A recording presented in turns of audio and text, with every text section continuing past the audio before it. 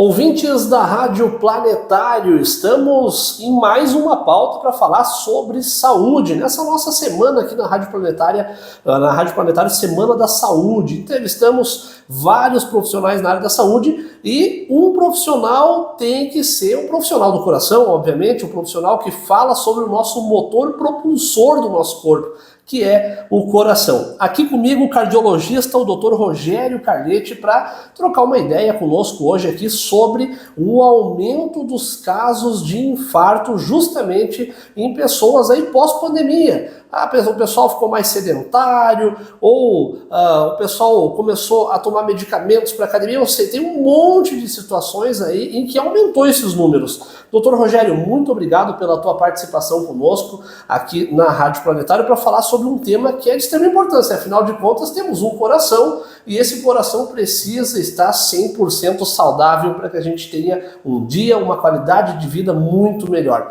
Doutor Rogério, como é que dá para explicar esse aumento tão grande em números de infartos? A gente vê atletas com físico bom, muitas vezes infartando, como aconteceu poucos dias atrás também, um atleta aí que infartou no campo, né? Atletas que infartaram em quadra ou em academias, a gente tem visto muito isso. Tem a ver com o pós-pandemia? O que aconteceu que deu tantos aumentos de infarto? Bom dia! Bom dia, Fernando. Bom dia, ouvintes da rádio. Pois então, nós vemos tendo aí nos últimos anos, e dados do Ministério da Saúde nos mostram que de 2000 a 2024 houve um aumento em torno de 180% nos infartos em pessoas jovens com menos de 40 anos. Tá? A gente tem visto vários fatores, tá? Nos últimos anos, a questão da pandemia, a questão viral, por ela ter sido uma doença inflamatória, aumentando a coagulação sanguínea, aumentando a formação de coágulos, de trombos, realmente interferiu e aumentou um pouco mais ainda os casos. Mas talvez a principal mudança nesses últimos anos tenha sido as mudanças do estilo de vida. As pessoas estão mais estressadas, o estresse do dia a dia é maior e o estresse naturalmente age na inflamação e vai levar à lesão das placas que a gente tem nas artérias, que são os acúmulos de gordura, a obesidade, o sedentarismo, o surgimento de doenças, hipertensão, diabetes. Tem muitos jovens hoje nas academias, de uma forma geral, o uso de substâncias proibidas, e aí entram os anabolizantes, para muitas vezes ter um resultado mais rápido. Com certeza isso tem interferido muito nesse aumento nos casos de infarto. Claro, tem os fatores genéticos também, mas esses fatores a gente já sabe desde o passado, né, que o histórico de família, principalmente, ele é um fator de risco adicional, né, é um fator de risco não modificável, né, tem uma grande interferência no aumento dos casos. A questão também, a gente falou do estilo de vida, uso de álcool, né, doses elevadas de cafeína, né, e tem muitos...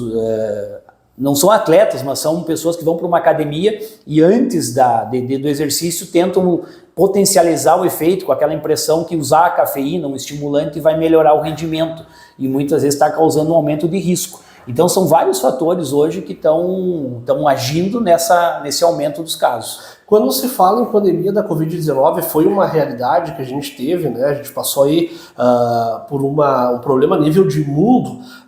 Quando se fala, muita gente falou assim, depois da pandemia eu passei a ter mais dor de cabeça, depois da pandemia eu engordei muito, e aí a gente começou a acompanhar esses casos a mais no corpo humano. Para quem está entendendo, para quem está nos acompanhando, nos ouvindo, o que a Covid fez com o coração? Porque sempre se falava na questão pulmonar e toda aquela questão, mas o coração também foi afetado durante esse período em que o vírus esteve muito ativo?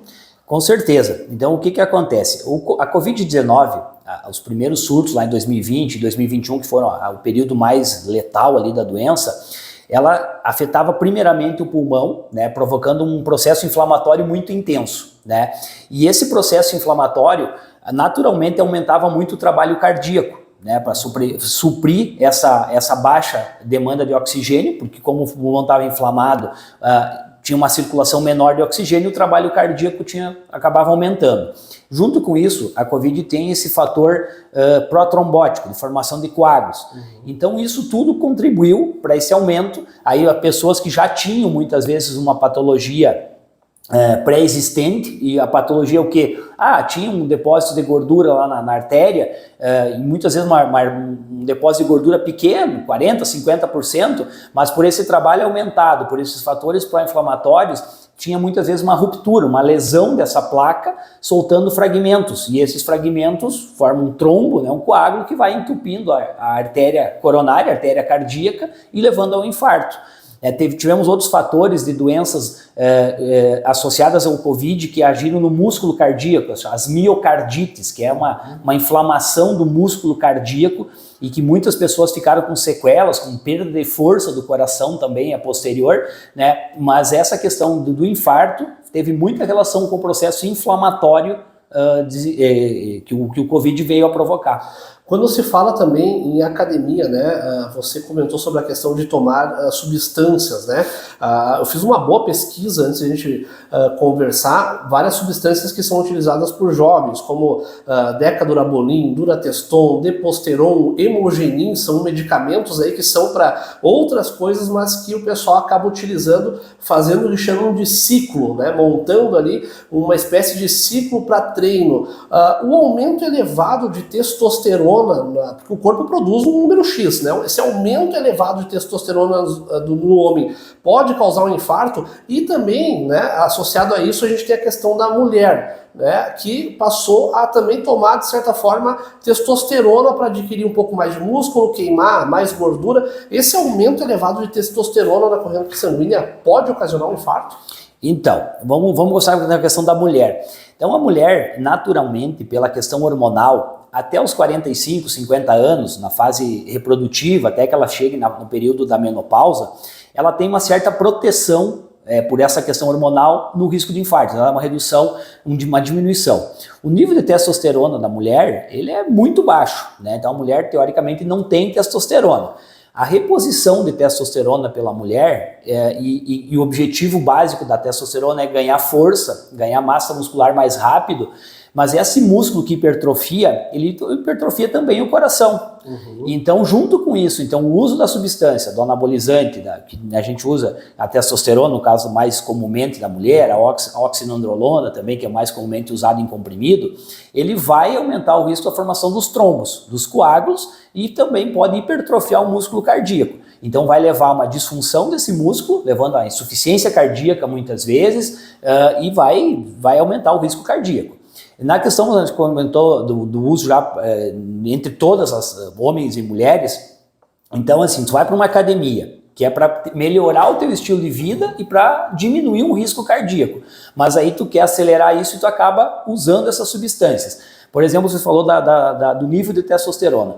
Por exemplo, os fisiculturistas, muitas vezes, né, que para mim não é um esporte, tá? Eu sou contra isso, eu acho que fisiculturismo é quase que uma doença, porque ninguém atinge aquele nível de músculo cardíaco se não for, de massa muscular, se não for através do uso de alguma substância. E muitas vezes esses fisiculturistas, e hoje a gente tem visto um monte de casos de morte súbita em fisiculturista, eles atingem o nível de testosterona de 8, 9, 10 mil, onde o normal do homem é em torno de 700, 800.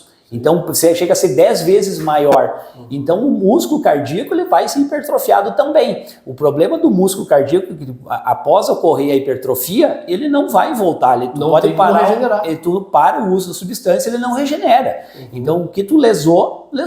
Sim. Então as pessoas têm que ter consciência. Então tu for para uma academia, tu pode usar uma creatina, pode usar um whey protein, que hoje a gente já tem trabalho mostrando que esse uso, até por pessoas de mais idade que não vão para academia, melhora a força muscular, né? Melhora tem alguns estudos mostrando que a creatina pode melhorar a parte cognitiva, né? Mas substâncias anabolizantes, uso de testosterona com aquele intuito de aumentar o ganho, acelerar o processo de ganho de massa muscular, com certeza contribui e vai deixar sequelas depois de que se para o uso dessas substâncias. Outra substância que eu não cheguei a tocar e que hoje tem aumentado bastante, um dos grandes causadores, a gente sabe que o cigarro, por ter um efeito pró-trombótico, ele aumenta em torno de 3 a 5 vezes o risco de um infarto, simplesmente o fato de ser fumante.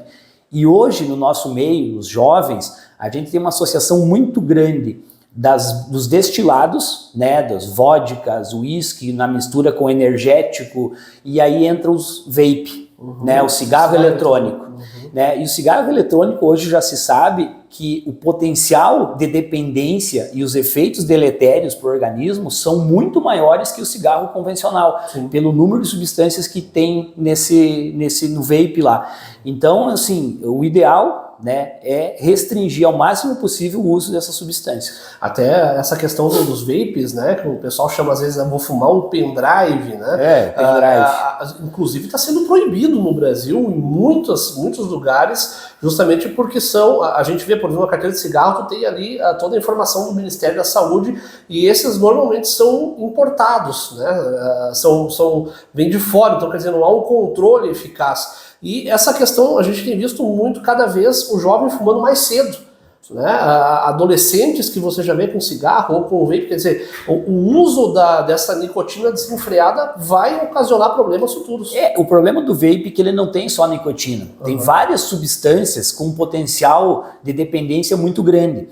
E como o vape ele vem saborizado, vem com várias substâncias ali, e as pessoas começam mais jovem, como você falou, vão para balada e associa, e como muitas vezes 2, 3 tragadas do vape, a dependência é quase que imediata, tu vai criar essa dependência muito mais rápido. E a gente tem, claro, que aí entra também a questão pulmonar, que eu já perdi pacientes jovens por pneumonia associada ao vape. Então, mas do ponto de vista cardíaco, essa dependência de todas essas substâncias vai ser muito letal. Porque antigamente se falava que quem morria de infarto era a pessoa mais velha. Hoje a gente vê cada vez mais jovens tendo o famoso mal súbito. Isso aí. E morrendo. Então assim, o que acontece? O infarto, num jovem, ele muitas vezes é muito mais catastrófico do que no pessoa de mais idade, 50, 60, 70 anos, digamos, até meus 50 ainda. Por quê? Porque o coração do jovem, ele não criou, as artérias ainda não criaram os desvios, digamos assim. Aquele paciente que tem um infarto com 80 anos, o coração dele, as artérias foram se preparando, foi começando a fazer um vasinho de aqui, um vasinho ali para fazer um desvio. O jovem não, ele não deu tempo de fazer isso. Então, quando ele infarta uma artéria, o risco de morte súbita é muito maior do que uma pessoa de 80 anos, por exemplo. E isso é interessante, aqui fazendo, trazendo essa informação como leigo, é impressionante como um probleminha no coração para tudo ali, né?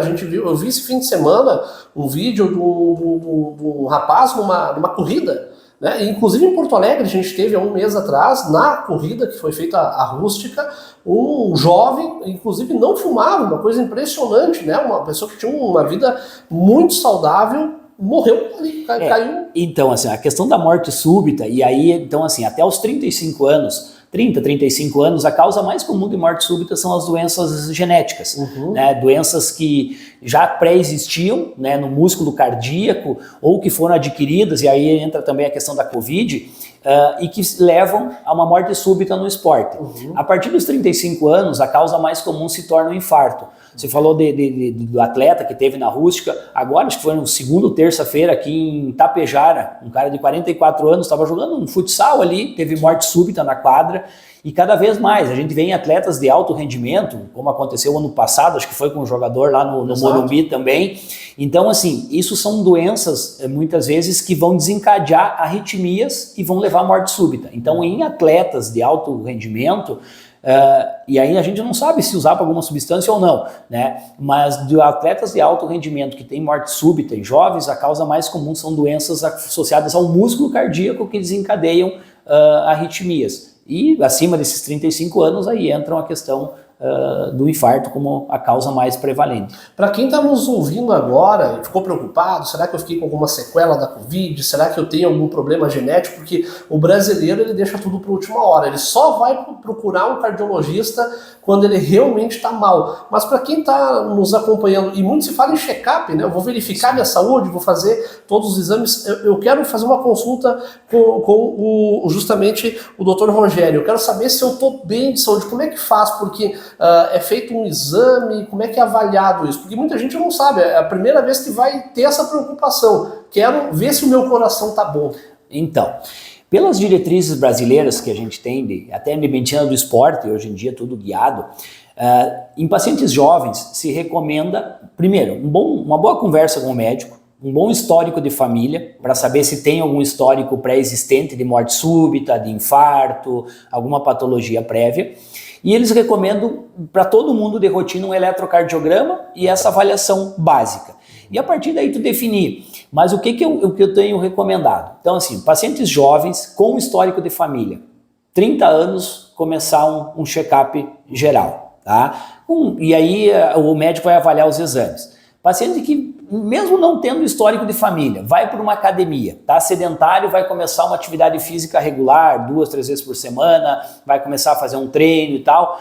Eu, de rotina no consultório, além do eletrocardiograma e dessa anamnese, dessa história, ecocardiograma, que aí tu vai ver toda essa parte da musculatura cardíaca, e um teste de esforço, né? Que eu acho que é o básico para te ficar tranquilo, fazer a tua academia tranquilo e diminuir o risco. Não é não ter risco, mas é diminuir o risco de você ter uma morte súbita, ter um infarto, ter alguma doença durante o esforço. E aí eu tenho aqui para a gente finalizar 3 perguntas que os internautas nos mandaram. Mito ou verdade dizer que o estresse mata? Verdade. Verdade. Então o estresse, ele aumenta o processo inflamatório, a gente recai ali. Então esse processo inflamatório aumentado pode levar a um aumento do trabalho cardíaco, uma fratura dessa placa, uma ulceração e provocar trombo. E além do mais, uma crise de estresse, um pico de estresse com uma liberação dos neurotransmissores, adrenalina, enfim, pode constringir a artéria, né, a ponto dela provocar um infarto sem você ter arteriosclerose, que é o depósito de gordura, e ela faz um vasoespasmo e pode infartar o músculo cardíaco por vasoespasmo em estresse. A segunda pergunta que a gente recebeu: às vezes estou caminhando e parece que o meu coração começa a bater errado. Isso é arritmia cardíaca ou estou infartando? De uma certa forma, quando você faz um esforço físico, né, tu vai caminhar rápido, tu vai fazer uma corrida na esteira, a resposta do coração é acelerar, né? Infartando, o infarto, sinais de alerta do infarto, então já vendo para os sinais, que é aquela opressão no peito, você pode ter uma irradiação dessa dor para o ombro, para o braço esquerdo, para a mandíbula. Ele não é comum, assim, principalmente em pessoas que não têm fator de risco, mas esses sinais são sinais de alerta, né? Pode ter aquela sensação de desmaio, aquele suor frio, então sintomas que alertam. Mas esse sintoma da caminhada, normalmente pode ser simplesmente o coração respondendo ao teu esforço quando você está fazendo atividade. Noite de sono e alimentação equilibrada evita o infarto? Então, assim, a prevenção é essencial. Uma boa noite de sono, 6 a 8 horas de sono relaxante, uma alimentação balanceada, uma alimentação equilibrada, com certeza diminui o risco, né? Então tudo que a gente fala hoje nessa prevenção, o que a gente tem que fazer? Controlar o estresse. Então assim, se a gente for ver todos os fatores associados ao infarto que a gente colocou, tirando os fatores hereditários, os fatores genéticos que a gente não pode modificar e a gente tem que controlá-los, a gente tem que agir nos fatores modificáveis. Então, primeira forma, como é que a gente vai prevenir? Controlar o estresse, já que a gente citou que o estresse hoje, na nossa rotina, pelo nosso estilo de vida, é um fator muito preponderante. Segundo, alimentação balanceada, é comer certo, não é deixar de comer, mas comer com qualidade. Exercício físico regular. Hoje se recomenda atividade física em torno de 150 a 200 minutos por semana para diminuir o risco de infarto, diminuir o risco cardiovascular. Tá? Se as pessoas de mais idade, após os 50, 55 anos, eu adicionaria nesse exercício uma academia, para um fortalecimento muscular, né? Porque a gente sabe que depois dos 50, 55 a massa muscular começa a reduzir. O quarto é cuidados com bebida alcoólica, né, e esse que a gente comentou todos, o uso de substâncias anabolizantes, a mistura dos destilados com energéticos, com bebidas que podem potencializar arritmias, acelerar o coração, cuidados com o cigarro, evitar de toda forma o cigarro, evitar o uso do vape, que agora a gente citou, né, controlar os fatores para quem já tem histórico de família, então controlar diabetes, controlar glicose, controlar o colesterol, a hipertensão, são todos fatores essenciais para a prevenção. Então, de todos esses fatores citados, acho que é uma boa dieta, uma boa noite de sono e um exercício físico regular. que eu acho que tudo isso junto vai aumentar a prevenção, vai aumentar a qualidade de vida, reduz a inflamação e diminui o risco da pessoa vir a ter uma morte súbita, ter um infarto jovem. Doutor Rogério, muito obrigado pela tua participação conosco aqui na Rádio Planetário. 20 minutinhos aqui de entrevista bem aproveitada, com muita informação, e as considerações finais. Então, eu que agradeço o espaço. Eu acho que hoje na nossa rotina a gente tem que ter esses cuidados essenciais, né? E tem histórico que a gente sabe que o nosso músculo ele tem memória. Então tudo que a gente começa jovem a fazer, essa prevenção cardiovascular em jovem, ela vai ter o resultado lá na frente também. Então se você foi sedentário até os 60, por mais que você não tenha tido um infarto, o risco de você desenvolver doença é maior. Então quanto mais precoce a gente começar a atividade física, quanto mais cedo a gente começar os cuidados básicos, e esse entra, como a gente comentou, o check-up de rotina, pelo menos uma vez ali até os 30 anos, para ver essa parte de laboratório, né, para ver os colesterol, a glicose, a tireoide, e fazer esses exames preventivos. Tudo isso vai agregar e vai diminuir o risco de a gente ser surpreendido por um problema mais sério aí no futuro.